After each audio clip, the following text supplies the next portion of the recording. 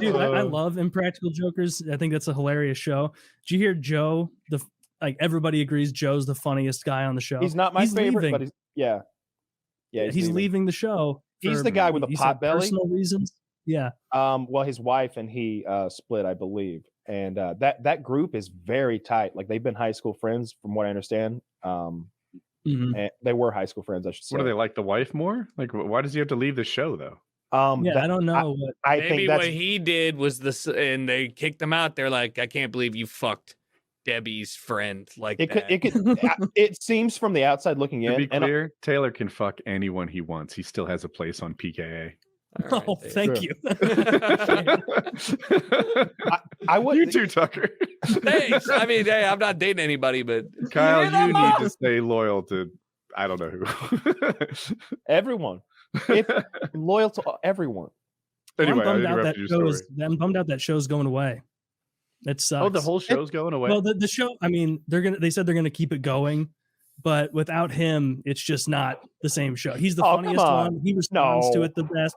He's the one who it's hardest to embarrass. He might be my least favorite. What? That's wild. So first of all, I saw him do a bit the other day where he's improv is excellent. So the bit is that he has to get strangers to rub lotion on him, sun lotion on him in the park.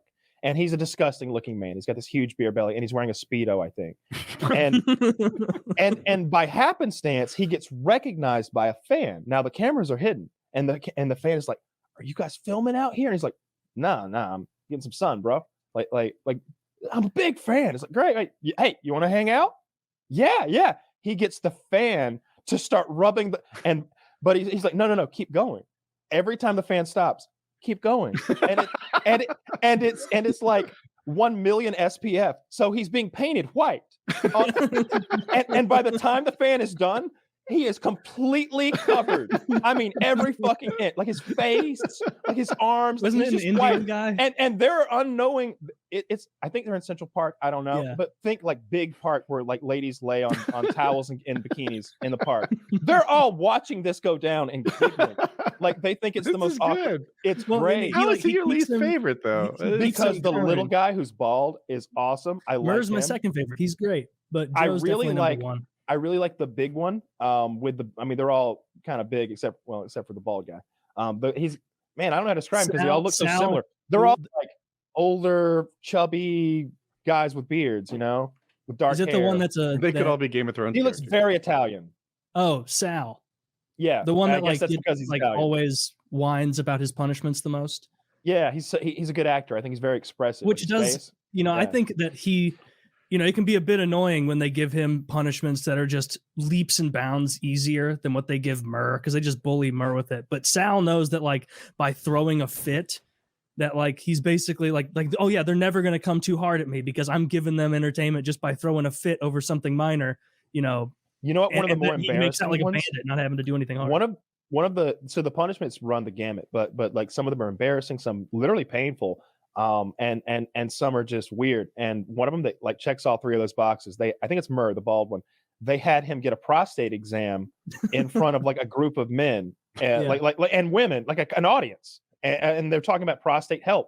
And the premise was that he has volunteered from the crowd to be prostate examined. and he has to volunteer, and he gets up there and he's like, "Dude, look at your hands!" And he puts his hands up next to the other guy's hands, and it's like when a girl, it does this shit.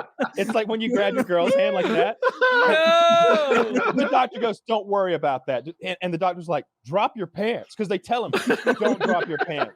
Refuse to drop your pants." And he's like, so the doctor has to forcibly get his pants off, and at first he won't bend over, so the doctor's kind of having me bend him over, and gives him a prostate. I've never had a prostate exam. I thought they went in and poked once and oh yeah, you have one. But they're massaging the lobes of this guy's prostate, and he's just like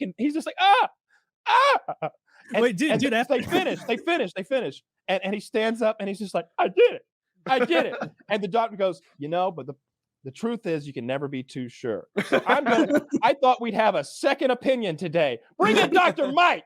And Dr. Mike comes in and he gives him another prostate exam.